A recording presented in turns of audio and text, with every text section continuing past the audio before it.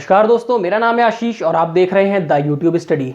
आज हम चैनल पर बात करेंगे अपनी लेक्चर 22 है, यानी कि 22वां लेक्चर है। इससे पहले हम कैबिनेट मिशन तक पढ़ चुके हैं, तो आप लोग अगर वो वीडियो नहीं देखिए तो वो पहले देख लीजिए, उसके बाद ये ज़्यादा अच्छे से समझ में आएगी, क्योंकि इसमें कैबिनेट मिशन का बार बार जिक्र इस वीडियो में आएगा। तो आप अगर वो नहीं देखिए तो लेक्चर 21 वो वीडियो इससे पहले पढ़ी हुई है, वो आप देख लीजिए।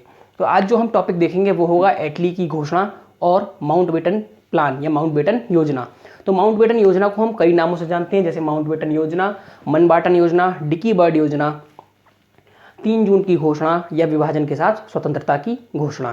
क्योंकि यूपीएससी ने एक बार पूछ लिया था डिकी बर्ड प्लान क्या है, तो कई लोग समझ नहीं पाए थे कि डिकी बर्ड क्या है, और कई लोगों ने उसे क्रिकेट से कनेक्ट कर दिया कि क्रिकेट में कुछ होता होगा, तो समझ नहीं पाए। तब से इसे अब आपको जानना जरूरी है, क्योंकि कभी भी स्टेट पीएससी इत्यादि पूछ सकते हैं, क्योंकि यूपीएससी क्वेश्चन ही ज़्यादातर स्टेट पीएससी पूछता है। तो आइए देखते हैं। तो सबसे पहले एटली की घोषणा। एटली की घोषणा क्या थी? तो जैसा आपको पता है कि 20 फरवरी 1947 को एटली ने अपनी घोषणा प्रस्तुत की थी। 20 फरवरी 1947। अब क्यों की थी, इसके पीछे कारण क्या था? तो सबसे पहले इसके लिए आपको पता होना चाहिए कैबिनेट मिशन क्या था। तो कैबिनेट मिशन के तहत क्या हुआ था कि पाकिस्तान की मांग को अस्वीकार कर दिया था कि हम पाकिस्तान नाम का मतलब अब नहीं बनेगा, पाकिस्तान नाम कोई चीज़ नहीं होगी। जब पाकिस्तान की मांग को अस्वीकार किया गया तो इससे क्या हुआ, भारत में सांप्रदायिक संघर्ष प्रारंभ हो गया लोगों के बीच। जैसे मुस्लिम लीग जो इससे बहुत ही ज़्यादा निराश हुई कि हमारी आखिर मांग को क्यों अस्वीकार कर दिया गया, तो उसने सांप्रदायिक संघर्ष को बढ़ावा दिया। फिर इसके बाद सरकार पर दबाव बढ़ता गया कि जब दंगे हो रहे थे देश में, तो इससे सरकार पर दबाव बढ़ा कि भैया देखिए अब कुछ ना कुछ तो इसके लिए करना ही पड़ेगा। तब ब्रिटिश प्राइम मिनिस्टर एटली ने घोषणा की कि 30 जून 1948 तक भारत को आज़ाद कर दिया जाएगा। इस कार्य के लिए माउंटबेटन वायसराय बनाकर भारत भेजे गए। तो ये थी आपकी एटली की घोषणा। एटली ने कहा था कि 30 जून 1948 तक भारत को आज़ाद कर दिया जाएगा। अगर एक शब्द में समझना है क्या थी घोषणा। अगला देखते हैं हम माउंटबेटन प्लान या माउंटबेटन योजना। तो माउंटबेटन योजना में या मनबाटन योजना में इसके कारण क्या थे? तो पाकिस्तान की मांग को अस्वीकार कर दिया गया था, जैसा कि कैबिनेट मिशन में मैंने आपको बताया ही है। आप ये भी बता सकते हैं कैबिनेट मिशन, कमेंट सेक्शन में, कैबिनेट मिशन भारत कब आया था और उसने अपनी योजना कब प्रस्तुत की थी। पाकिस्तान की मांग जैसे अस्वीकार हुई, लीग को अच्छा नहीं लगा, मुस्लिम लीग को, मुस्लिम लीग ने इसका विरोध करना शुरू कर दिया, जैसे कैबिनेट मिशन में था। फिर क्या हुआ, 16 अगस्त 1946 को प्रत्यक्ष कार्रवाई दिवस मनाते हुए जो मुस्लिम लीग थी उसने कहा कि लड़कर लेंगे पाकिस्तान, यानी कि कुछ भी हो जाए, चाहे लड़ना पड़े चाहे मरना पड़े, हम पाकिस्तान की स्थापना अवश्य कराएंगे। उसके लिए उसने कहा लड़कर लेंगे पाकिस्तान। इसके पश्चात क्या हुआ, विभाजन के साथ सत्ता हस्तांतरण का प्रयास किया गया। माउंटबेटन योजना के तहत, जैसा कि लिखा है, विभाजन के साथ स्वतंत्रता की घोषणा, इसी के साथ माउंटबेटन योजना में विभाजन के साथ सत्ता हस्तांतरण किया गया था। अब देखिए आगे कि इसके प्रावधान क्या क्या थे। प्रावधान में कहा गया कि इंडिया और पाकिस्तान को डोमिनियन स्टेट्स के आधार पर सत्ता का हस्तांतरण किया जाएगा। यही लीग चाह भी रहा था कि पाकिस्तान का निर्माण किया जाए और उसे सत्ता हस्तांतरण मिले। सिंध एवं बलूचिस्तान से कहा गया कि वो कहाँ जाना चाहते हैं, इंडिया और पाकिस्तान, अपना निर्णय बताएं। साथ ही पंजाब एवं बंगाल को दोहरा निर्णय लेना था।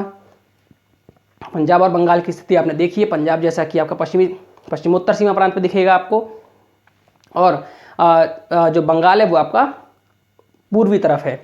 तो उसे दोहरा निर्णय लेना था कि पाकिस्तान के साथ जाएं, या अगर जाएंगे तो यदि वो पाकिस्तान के साथ जाना चाहते हैं तो इनका भी विभाजन होगा। जैसा कि आप आज भी देखते होंगे, जो पंजाब है वो पाकिस्तान में भी अभी है, क्योंकि उसका विभाजन हुआ था, कुछ हिस्सा उसका पाकिस्तान में भी गया था।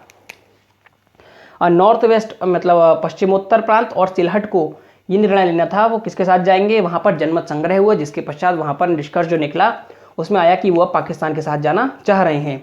साथ ही साथ इसके साथ ही रेडक्लिफ की अध्यक्षता में एक कमेटी का गठन किया गया जो भारत और पाकिस्तान का विभाजन करेगी कि कहाँ से भारत और पाकिस्तान का विभाजन किया जाए। इस पर हम बाद में डिस्कशन करेंगे। वैसे काफ़ी महत्वपूर्ण मुद्दा है, क्योंकि उस समय जो देखा होगा आपने कि जो विभाजन किया गया था वो प्रत्यक्ष जाकर नहीं किया गया था, बल्कि एक कमरों में बैठकर मैप को अनुमान के आधार पर काट दिया गया था, जिससे कि वहाँ देखा गया कि कई नदियाँ ऐसी थी कि जो बीच में से आधी हो गई, कई घर ऐसे थे जो बीच में से आधे इंडिया में आधे पाकिस्तान में चले गए। तो मतलब ये विभाजन जो किया गया था, रेडक्लिफ रेखा का निर्धारण जो किया गया था वो मतलब बहुत ही प्रैक्टिकल नहीं था, बल्कि एक अनप्रैक्टिकल तरीके से किया गया था।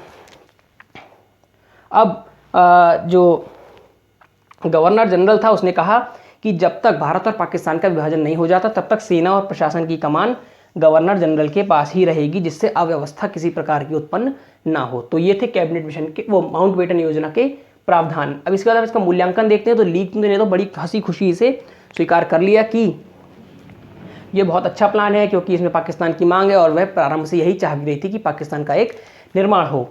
कांग्रेस ने भी इसे स्वीकार कर लिया। अब लेकिन इस पर भी हम आगे नेक्स्ट जो वीडियो होगी वो इसी पे होगी, कांग्रेस ने आखिर इसका मतलब इसे स्वीकार क्यों किया। तो कांग्रेस ने इसलिए स्वीकार कर लिया क्योंकि शांति इससे कायम हो सकती थी, क्योंकि इसमें सांप्रदायिक निर्णय वो सांप्रदायिक दंगे इत्यादि ज़्यादा भड़क रहे थे। जहाँ यहाँ लीग ने कह दिया था कि लड़कर लेंगे पाकिस्तान और प्रत्येक कार्रवाई दिवस तक मनाने की बात सामने आई थी, तो हिंसा से बचाव हो सकता था। कांग्रेस कार्य समिति में ही ये जो प्रस्ताव था पारित नहीं हुआ था और कई नेताओं जैसे पुरुषोत्तम दास टंडन और एक दो लोग में नाम ध्यान नहीं आ रहे, कई लोगों ने कांग्रेस से इस्तीफा दे दिया था कि मतलब हम इस पे स्वीकार नहीं करेंगे कि भारत और पाकिस्तान का विभाजन हो जाए। 18 जुलाई 1947 को इंडिया इंडिपेंडेंस एक्ट यानी कि भारतीय स्वतंत्रता अधिनियम पारित हुआ, जिसके तो ये रहा एटली की घोषणा और माउंटबेटन प्लान या डिकी बर्ड योजना। तो आपको वीडियो कैसी लगी कमेंट सेक्शन में जरूर बताइए। और इसी तरह से मैं अब जो नेक्स्ट वीडियो होगी वो कांग्रेस ने विभाजन को क्यों स्वीकार किया और ब्रिटिश ने भारत को आखिर क्यों छोड़ दिया, इस पर होगी वो जो कि मेंस का टॉपिक है। तो thank you for watching, have a nice day.